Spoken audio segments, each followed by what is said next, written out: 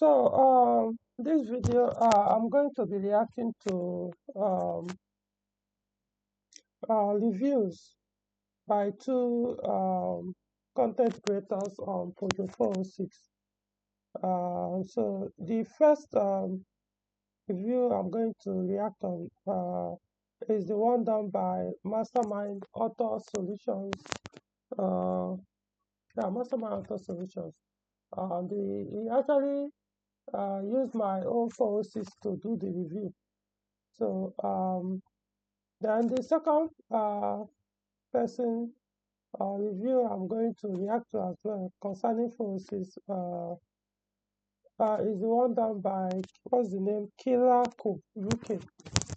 So starting with this one that you are seeing on the screen first, before I go to the second one. Okay, so let's start.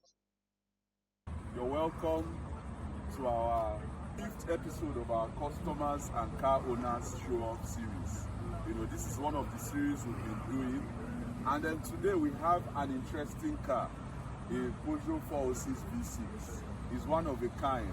We're going to talk about this car, show you things about this car, and tell you a few things about the owner, who is an interesting person. Kindly like this video, subscribe to our channel, and watch for the details. Thank you.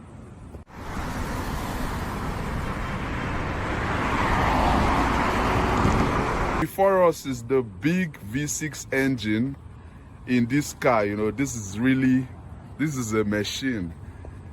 One will wonder, is it because of the V6 engine that you're saying it's a special car, it's one of a kind? Yes, you may have seen some 406s with this V6 engine, but how many have you seen paired to a manual transmission? I don't mean those that converted theirs out of frustration. Okay, so this is a PR engine, so known as Peugeot Renault. So this engine was produced by Peugeot and Renault together. So you will find this engine in both Peugeot vehicles and Renault vehicles. The model of this engine is ES9J4S. The capacity is 2.9. Actually, it's 2.9, even though we kind of regard it at 3.0. That's approximately, but it's actually 2.9 liters. So maximum of about 210 PS or brake horsepower, and the new meter torque is 285. So I think basically that's just the background. Right. This one came, from factory with this engine paired to a manual transmission. This car, I regard it as one of a kind because even if it's a V6, it's really reliable, and it has this engine that maximizes, the transmission that maximizes its fuel consumption. So because of, the pairing of this engine and this transmission, the owner is able to enjoy good fuel consumption numbers and power, maximum power. This produces over 200 horsepower. On the road, it's something else. It's a monster. So we are going to look at, if you look at the car. So now in terms of the transmission, yes, this one has a 5-speed manual transmission as factory. It's my vehicle, like I said earlier. So quite a number of them 406 with this engine have automatic transmission, which is ZF 4HP20 instead of the manual. Yeah, you can get manual, but not really as many as the automatic. So in other words, for me, I regard it as if you could get 406 V6 or one with this engine with manual transmission, is as if you won a lottery. That's how I see it. So let's continue. You'd see the body is still in really good shape. You'll see that this production is, for a 2000 production. This car was made in the year 2000, and it's been with the owner for 13 plus years now, because he's had it with him since early 2013. And for a car that is, 23 years old and 10 years old with him, you'd agree with me that it's in good shape. Yes, the back paint here is fading. A paint job would easily sort that out, and you'd see, apart from that back paint, a few scratches here and there, but the car overall is in, it looks really good. It's a car that, if you just give it a paint job now, it's back. I like that they have this V6 sign here, so even on the road, you know that it's not your regular 406. Nice alloy rims, and he has put in. Okay, so yeah, the car, just like you mentioned, at the time of the review, was 23 years old.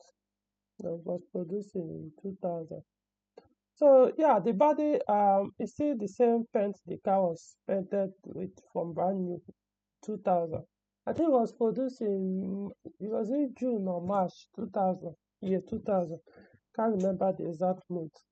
So yeah, it's been like that. Even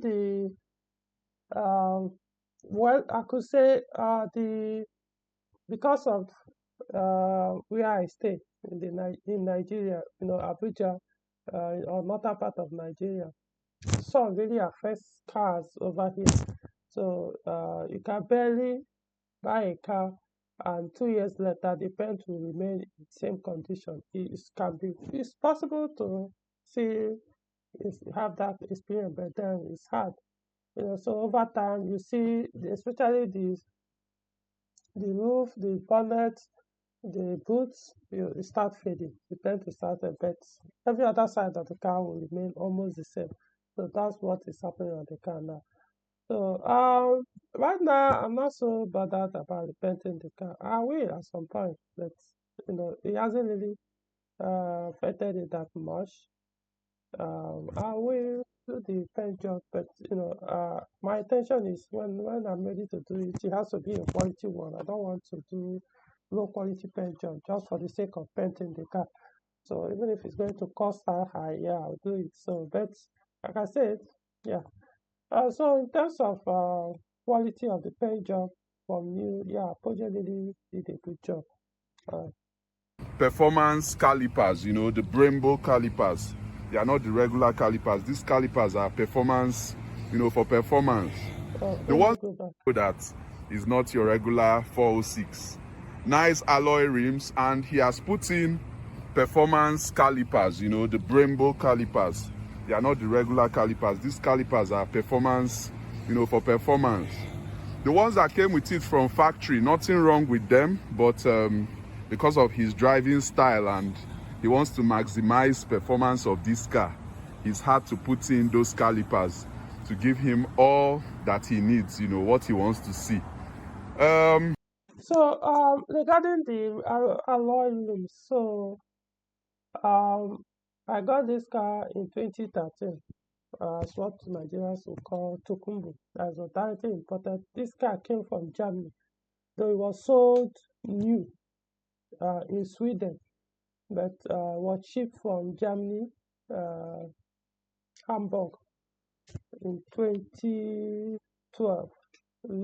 Sometime in 2012, late 2012, thereabout. Then I made the acquisition in March 2013.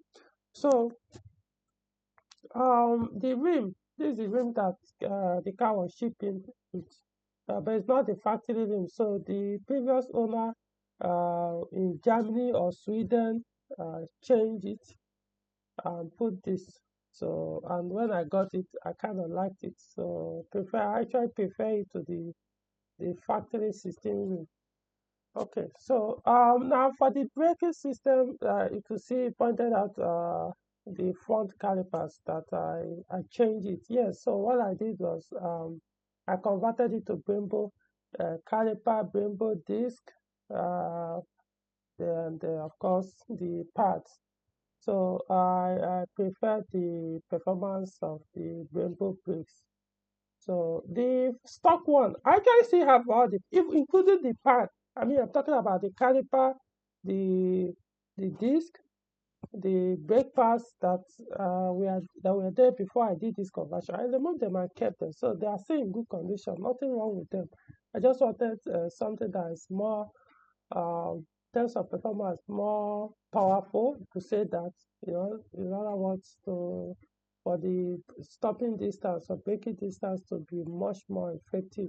Okay, it was effective before I did it, but you know what I mean by performance brake, which is different in terms of performance from the standard brakes. That's the point. So, I mean, funny enough, basically the same components that were there from new that I removed, I kept. So, The interior of this car is also really nice. Cream leather, cream leather. I really like cream. And this one has black, black dashboard, cream leather seats. Other than a few lines around the seats, you can see that it's still really good looking, really clean. He's a very clean person, keeps the car in clean shape. I just called him. I didn't give him a lot of notice, so he just came after the call, and it's interesting to see how clean he's kept his car, how he keeps his car. The dashboard, yeah, is a little dated. You would say it looks older than what you want from a modern car, but understand that this car is 23 years old. If you look at the dashboard, you'll see that it's really clean. So we have a better view of the interior. One of the flaws, of course, is because so the dashboard, I know a lot of people always say that 406 dashboard looks very old. Um, I mean, for me, it makes no sense. I mean, any car you produce today, let's assume, which was the newest car? The R8508, you know. I mean, give it, okay, maybe 5 years might be too, yeah, maybe 10 years more. I mean, to look dated as well. So the point is, just because something is dated doesn't mean it looks very old. Oh yeah, it's older in terms of the design and the look, but um, it all depends on how car person you are. Because when you are there's a when you are going for a car produce a certain era or year, you know, it's expected that the design of the vehicle, both the exterior and interior, will differ from the current one, the current year. So what matters is the technology that was used in producing that car at that time will determine how good the car was actually well designed.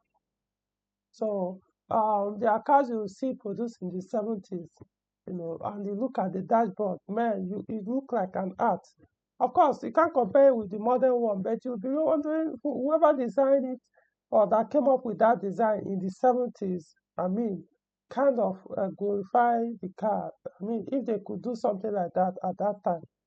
So when I look at photos, is dashboard. No, I don't. Yeah, of course, I acknowledge that it's dated, but old, boring in terms of the look. Unless maybe you are the type that like flashy, or not necessarily flashy, anything that is trendy. That's what you go for. But if you are really a car person, those kind of things are not. You don't value things like that. You keep things. This is where when it was produced. So compared to the other brand or model of cars produced at that time, how will you compare both or the dashboard with other ones, and then know how good the whole packaging uh, is. All right. because of age and sunlight, you'd see that this MFD is beginning to fade, called the multifunctional display, and usually before you could pick this MFD for really good prices, and they were readily available. But I don't know whether because this car is aging, it's difficult to see these MFDs now. you would have to really look. It's almost impossible to find one. So the best thing you can do is to do all you can not to let your own fade, or if it fades off, I don't know, maybe upgrade to an Android screen. There are Androids you can put here if you want to make it look more modern. Otherwise, you have to cover your screen, take it away from the sun at all times, because sun and age is what affects this MFD. This MFD is very important because on it you can see the temperature, the outside temperature, you can see the time, you can see fault codes too on the car through this MFD. So it's something you would still want to look at. This is the transmission. So, regarding the MFD, multifunction display, so the this thing, I don't think it fades because of age. No, not really. Because ever since I got this car, it was intact, as if it was brand new. Till up till this thing happened last year. This MFD that faded. Was it early last year? So that's what happened was I actually parked the car. Um, I think either last year or late last 2 years. So I parked the car. Normally, before, like he pointed out, one needs to be using the windscreen cover, to prevent sun from entering inside the vehicle. So mine, I used to have it cover it. It failed. It failed. It got damaged, and so I didn't bother to replace it. So I now parked the car, and the way I parked the car, which I didn't use it for about 3 4 months. I was using my other cars. So really why I did that was the suspension. It needed to be overhauled because so I was like, okay, let me leave the car. When I'm ready, I'll deal with it. So I left it for about 3 months, and it was directly under the sun. So by the time I now decided, let me fix it there, put the car back on the road. As soon as I entered the car, opened the door, I now saw that thing on it. It wasn't as bad as it was on this video when I saw that when this issue started, but that sign has already popped up, so I knew I caused it. If not, had it been I didn't park it under the sun, where there's no shade, and I didn't cover the car or protect or stop the sun from entering into the vehicle, it wouldn't have happened. So I don't necessarily think it's about age. This is like you said, it's about 23 years old vehicle doing this thing. So if it could last about 20 years or 22 years without fading, and only all of a sudden failed after 3 months of not use, then that should tell you that it wasn't necessarily the age, it was my own carelessness. So let it be a warning to any 406 user. Like he said, this thing is no longer easily available, especially used one. You can't even see new one anyway. So be very careful so that yours doesn't fade. Actually, it's still like that. I've not made any attempt to see if I can get another one. I considered putting Android display. I made an attempt. The one they sent was not a match. So I had to put back the stock radio with the 40 or faded display. So pending when I decide what next to do. Um, so yeah, basically that's it. We call it the Lord's own transmission. Whoever loves this car, whoever uses this car is looking out for one. This is the first thing you will need. Paired to that V6, you could get maximum power out, and also the best fuel consumption numbers possible because of this transmission. So Yeah, the 406 V6 fuel consumption is lower with the manual transmission compared with same 406 same engine with the manual automatic transmission, which is ZF 4HP 20. Yeah, they consume more fuel than the one with manual transmission. Um, not only that, it's just more fun to drive. Yeah, the 4HP20 car, you can enjoy it, but since it's V6, the torque, the horsepower, and the rest, but compared to the manual, the 5-speed manual is very perfect for that engine. Brings out the torque very well at much lower RPM and the rest. So, which helps the fuel consumption to be much lower.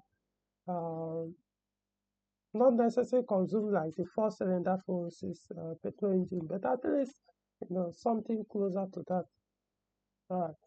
Its age and everything, you can see what it is. We have a check light engine, we have the airbag blinking. Considering for the airbag, and for 406, for those who don't know, 406, one of the weaknesses is the airbag. So when I got the car in 2013, this thing has been there. So the airbag was blinking. So when I did my diagnosis, it showed there's a sensor in orange color on the driver's seat that is faulty. On few occasions, well, I will disconnect the sensor, plug it back. This warning will go away. After some days, it comes back. Sometimes it may take more than a month, then it comes back. So I think the issue is not the connector, but I can't say for a fact, but I think it's most likely the sensor, not the connector. So I just ignored it. It's trigger trigger one. Trigger one is that's the error definition trigger one, which is the solenoid. I don't know what to call it. Is it solenoid or sensor? It's just under the driver's seat. Uh, so that's why the sensor. It's just like out of many 406 you see on the road, only very few will not have airbag issues. That's their issue. That's their weakness. So they tend to have this problem. Could I have changed the sensor? Why not? Of course not, but I was like, is it not second hand I will buy? The second hand you're buying probably might also have the same issue since it's a major weakness on the model of the car. So why bother? The one matters is I shouldn't crash the car anyway. So concerning the check engine light, that even right now the check engine light is on the car. So, but that day that he did the review. Like I said, it was more like an impromptu. It was like I was prepared. So, the car misfired earlier in the day, so check light came up. So later I went away. So normally for V6, when the car misfire, I don't bother trying to figure out where did it come from because I know it's one of those things with them. So even during the review, I think when he took the car for a test drive, the car also misfired. Even though before he left, it was not misfiring, but during the test drive, misfire came back. So so it's one of those things. Though I eventually fixed it like 2 days later, I think it was the intake manifold gasket needed artificial silicon gasket maker to be applied. So that was what was causing the misfire on one of the cylinders. So so that was it. This is of course for the handbrake, which is not surprising. So these come with age, but other than that, you can see the shape this car is in. We're not going to do any analysis because this car is owned by a technician. He's a Peugeot expert, he fixes Peugeot cars. I'm going to talk about him, he's also going to talk about himself, and then you would see a few things. He's going to give us some details on this car and other things too. I should add too that the AC is cold, for the age of this car. It's interesting to see that the AC of this car still works as it should. This is really good to see. Adjust to the 2-bar, and it goes as low as 14 degrees to produce really cold air. He hardly ever winds down these glasses. His glasses are always wound up, I'll tell you that's one of the secrets to keeping a clean interior. Use your AC as often as you can. Disregard the fuel consumption numbers. It's very minimal at the end of the day. If you're interested in keeping a clean interior, always run your car with your AC, for the most times at least. So ever since I got the car, I've been driving the car with AC since 2013. I don't drive the car without AC. One thing I could say is on few occasions, there was a time the car had an AC gas leak issue, so the AC stopped working. So what happened was, like within like about 2 months or so. So what I was doing is I would go and top up gas. Uh, by maybe the second week or so, the gas will reduce, it stop cooling again. So maybe in that day that the AC will stop cooling, uh, the minutes or yeah, call it minutes or an hour. It will take me to drive to where they will put gas and the rest. Yeah, I probably would drop the window down just a little. Sometimes, if the weather is very cold, I won't even drop it. I'll just be running the blower. So, other than that, nothing. So, eventually, I fixed it. It was a leakage. One of the seals was bad. There were actually two things. The valve where you put in the AC too was leaking, and I think there was another place that one of the seals there was bad. So we replaced those seals, and that was it. Till today, nothing has been replaced on this car concerning AC. How old now? And I use it, like I say, constantly. AC has never failed. If like he pointed out too, that's where I normally leave it. That two-step blower speed, I leave it there. I don't go beyond that. If I even the temperature figure, I don't go below 16. I leave it at 16, even though it reduces to 14, but I leave it at 16. I've never gone beyond 16 ever since I got this car. I leave it at 16, yet I don't go more than two-step blower speed. So, 406 AC is just superb. As in, I don't know which other car, except the other Peugeot models that were produced the same time with the 406, like 206, 607 phase 1. Yeah, you could say their AC are almost the same. It's just 406 AC, just something else. I don't know which other model of Peugeot produced differently that can be able to beat 406 in terms of AC. It's that good. If not for anything, if you want a car that the AC will serve you so well and you enjoy it, you may have to consider 406. All right, so you've seen what the interior is. I've pointed out a few things to you that this monster, can produce. And here is the owner of this car, we call him the Lion King. He's a Peugeot expert. He really loves Peugeot cars. He has, it will interest you to know, 4 V6 Peugeot vehicles. Other than this 406, there's a 407 V6 Coupe, beautiful looking. There's a 505 V6 manual as well. We're going to have to bring that on one of these days too. And then there's a 607. Somebody's going to be like, this guy has some of the cars people dread. So we are going to hear from him directly, and he's going to talk about his experiences with these cars. Okay, so hello everyone.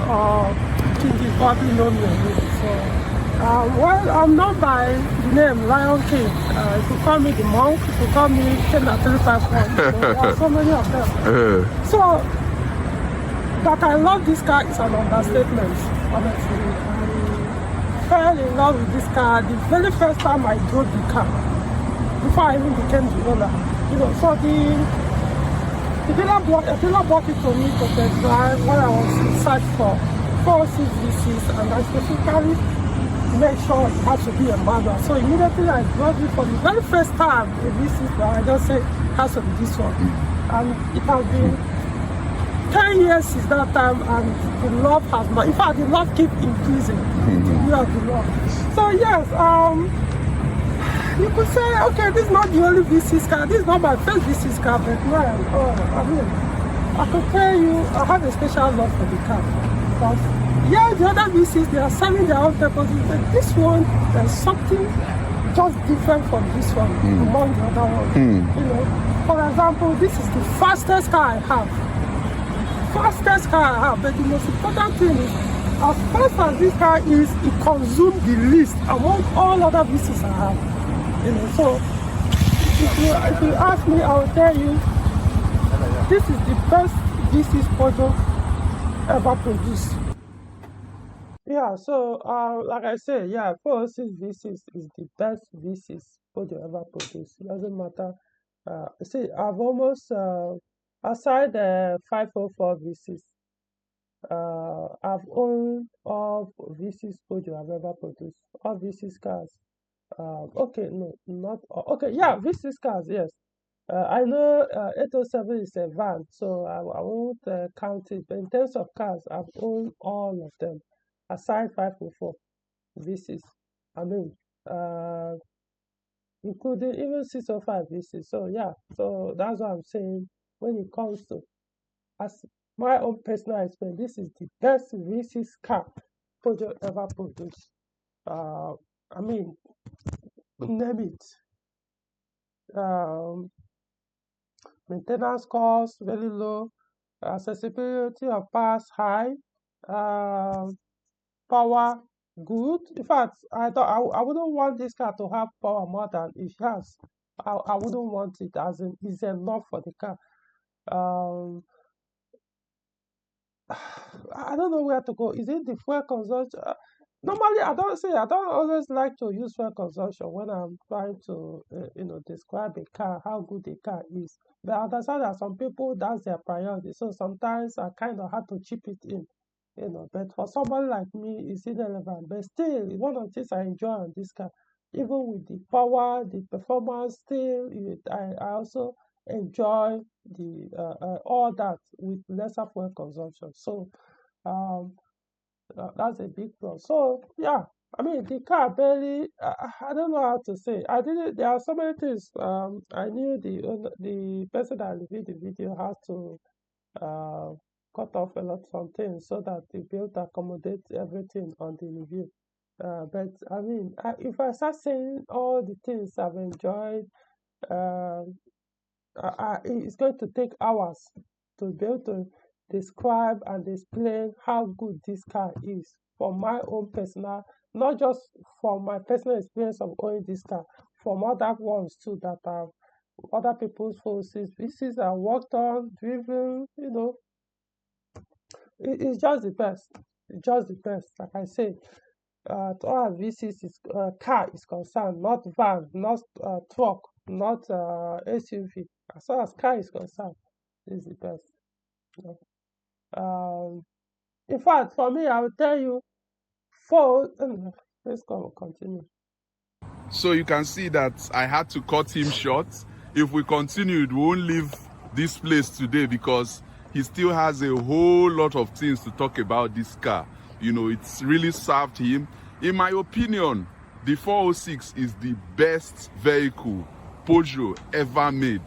I'm not trying to disrespect their past works or some of the things they do now. They've collaborated with some other companies. They are now Stellantis, and all the other things they will do in the future. But from what I can see personally, the 406 is the best production, the best work Peugeot ever did. And if you're talking about the best all-rounder 406, I would say is this V6, because you have the performance in it, you have fuel consumption, good fuel consumption numbers, unbelievable fuel consumption numbers from this V6 manual. You have everything in one. You have reliability. He has just explained how little work he's had to do over the years. Of course, that is down to his meticulous maintenance habits and making sure that he bought it in right condition. A lot of people buy cars that have already been abused, cars that have already suffered, and they start complaining that, oh, this is not a good car. No, if you don't buy a car that is in good condition in the first place, you can't expect it to serve you very well. So this is a 23-year-old 406 V6, still in very top shape, requiring just minimal painting. And it served the owner for more than 10 years, 10 plus years now, and he's still full of praises for it. So you can imagine how good this car is. You know, Peugeot they really showed themselves, they really did their, they did great with this car. It's a car that sometimes people look at and say, oh, the 406 is Peugeot's mistake. And like I said, those that have the automatics of this 406, they may not really understand, because they may be going through some transmission problems. They may be going through, they may not be having as good fuel consumption as this one is having. I'm not talking about what the factory writes as fuel consumption numbers. I'm talking about real life, when you're operating the vehicle. How much does it take you to fuel the car in a week? What's the consumption like, even with the fueling? So that's what matters, real life figures. With this V6, you have everything in one. So we are excited to have presented this video. We'll now go on a test drive. Okay, so yeah, just like you said, I know it's not like every 406 V6 owner enjoys his or her vehicle like I do. No, some people you could say intentionally or ignorantly or unintentionally purchase a messed up one, or maybe purchase a good one just like mine from the beginning, and then they messed it up. So of course they will not have that kind of praise that like I have on mine. So so that is understandable. So it's always good. I always tell people I'm a living witness. All the things I say, I don't say things. I mean, look at the car.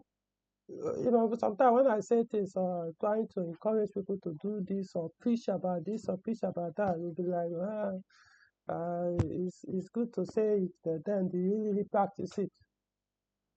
This is the result. If I wasn't practicing all the things I've been saying, do you think the car will be in this condition at the time they did the review? So that's the thing. It costs very little to be able to own and maintain 406 V6. Costs very little. But then, of course, if you abuse yours or buy a messed up one, yeah, of course, you can't say that it costs little. So, so I encourage you, don't mess up your car. So I'm going to go over and bring in the second review from Killer Cool UK. That review is a different 406, but with a different engine, which is basically what's it called? Diesel engine, HDI. So let's go right into it. So that I want to cover everything, so I won't look like it's only V6 406 that is good. No, it's generally 406, So, all right.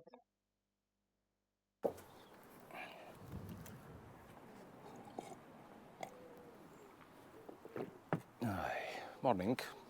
So today we will go over all the cars that I have.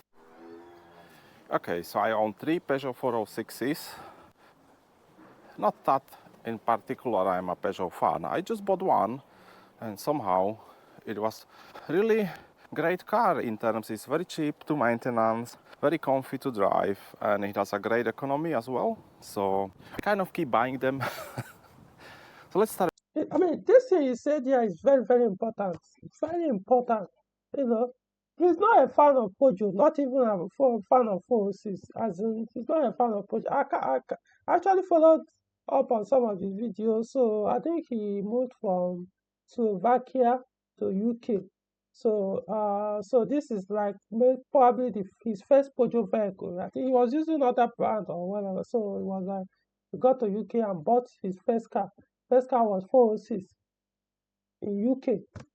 But because of how good the 406, like you said, a very good economical car in terms of maintenance, the fuel economy good, handling good, comfortable. That's what he said. He didn't say handling, comfortable, to drive and the rest. So because of how good the first 406 served him, he just couldn't help it. He started buying more. Not a VC, so you can eventually see it's not a VC, but he ended up buying more.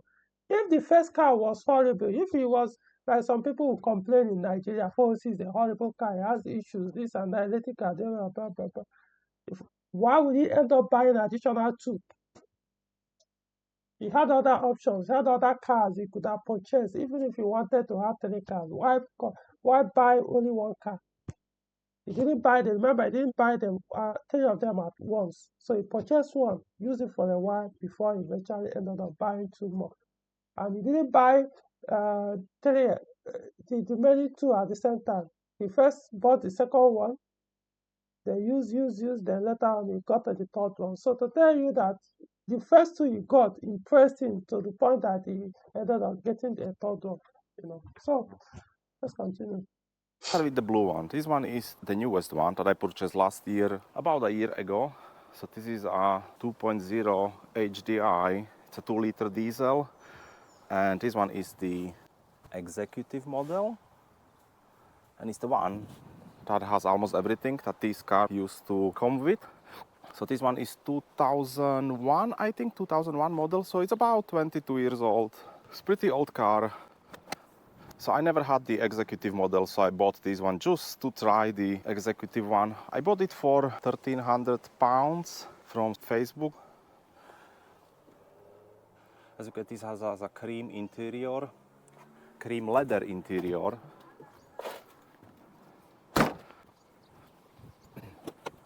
And this one comes pretty much with everything this used to come from. So as you can see, it's a leather electric seat with memory function.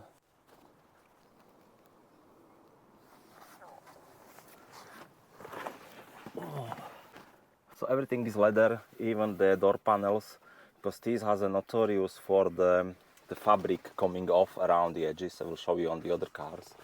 So except the full electrics. Yeah, he's right. When it comes to 406, if you buy one that the door card is not leather, it's cloth. If the door card is cloth, what that means, you see that place where the door opener is, the cloth will always be peeling off from that plastic. So that's the issue. So even if you buy one, the only way to stop it is to change that cloth, remove the cloth and put leather there. Then it will start peeling off from there, on that plastic. So you can see it's basically the same interior specification with mine. Leather, cream leather interior. Almost same with mine. So Seats in leather, it has a sunroof, which is also fully electric. no, mine doesn't have a sunroof, but his has sunroof. As you can see, his own is executive. That's the badge, but mine is SV, so not executive. So, but since they share same spec. It has a cruise control as well, which is not very common on these cars. It's mostly the executive models that had the cruise control. Other than that, there is an alarm, which these ones does not usually come from. Again, this is a executive feature. And other than that, it's a pretty standard. It's a 110 horsepower. It has a radio on the cassette, and there is a CD exchanger with, I think, 6 CDs in the boot, but who is using CDs these days anyway? It has a monochromatic GPS, which actually works. Actually, I still use my CCD loader in the boot. Yeah, I still do. The only time I probably stop using it is probably if I decide to put Android display. Yeah, in that case, because you probably won't be able to use that loader. So I'll stop using it. But for now, it works. I mean, it works very well. So that's what I use. What he said about the cruise control. No, not only executive. Though he wasn't saying specifically. Certainly, it's only executive that comes with cruise control. No, mine also came with cruise control, which is SV, but I don't even use it. I only use it I think twice and stopped. Since then, but I'm not cruise control type. Even on my other cars, I don't use it. So then I know there are some other models too, other badges aside SV or executive that comes with cruise control. But the thing is, yeah, some don't come with it. So but I don't have the CD. You need the CD with the maps. And other than that, this car came with the AC not working. So that's the only thing I fixed last year when I got the car, because I don't like the AC not working. So let's check under the hood. So yeah, pretty standard. It actually looks quite decent. It's missing all these cover holders. I need to buy these. So this one is just basically put in there. It's pretty decent condition. So I haven't done much work on it. I only checked the cam belt. So I removed the cover and checked the condition of the cam belt once I bought it, and this one is in very good condition. No cracks, no wear. Doesn't need changing. The belt must have been changed quite recently. yeah, like you said, please, once you buy a 406, whether petrol or diesel, the first thing you need to do is to change the cam belt, or also known as timing belt, including the auxiliary belt.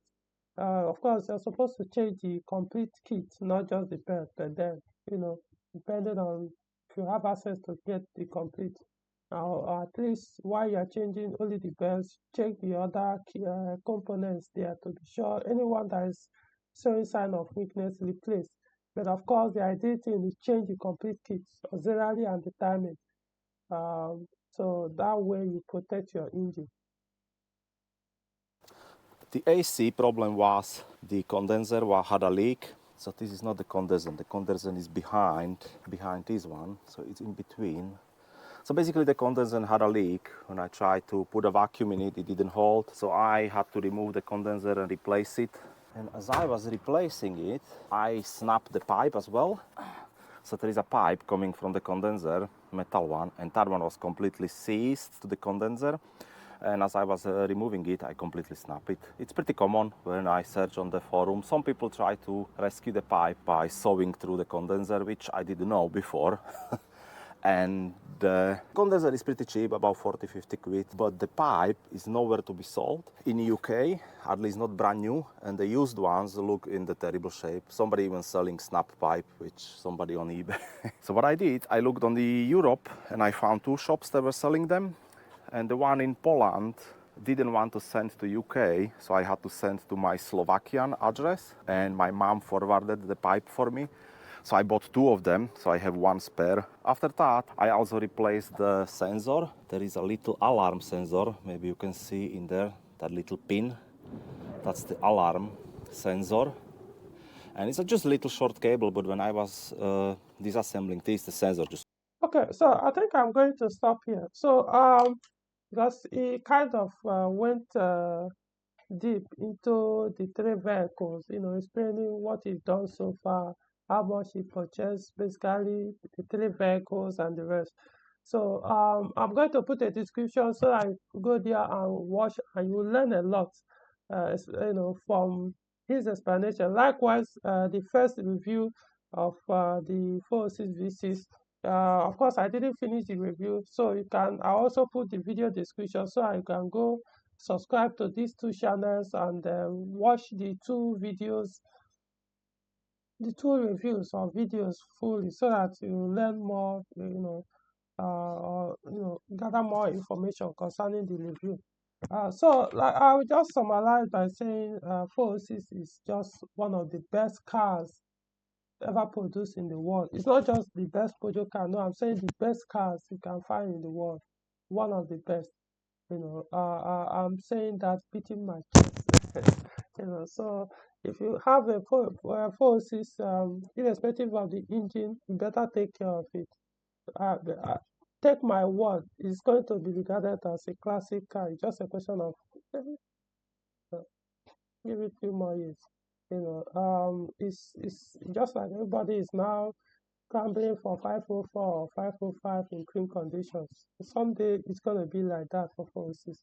So don't mess up your own. If you have a means, buy it now because it's one of the best, like I said, cars in the world. It's not a perfect car, no, but you can't own one and be hissing unless maybe you ended up in a messed up one, or you bought purchase a good one and mess it up yourself. Of course, a car that is not well kept will give you nightmares or issues and the rest. So it all depends on the usage or maintenance culture of the users. Okay, so this way I'm going to end it with, like I said, it's hope I'll be doing more of reaction videos. I know this one is very long, but I really needed to explain so that people who are on the fence when it comes to 406 will have a better understanding, hearing from other people, about 406. Okay, so until next time. All right.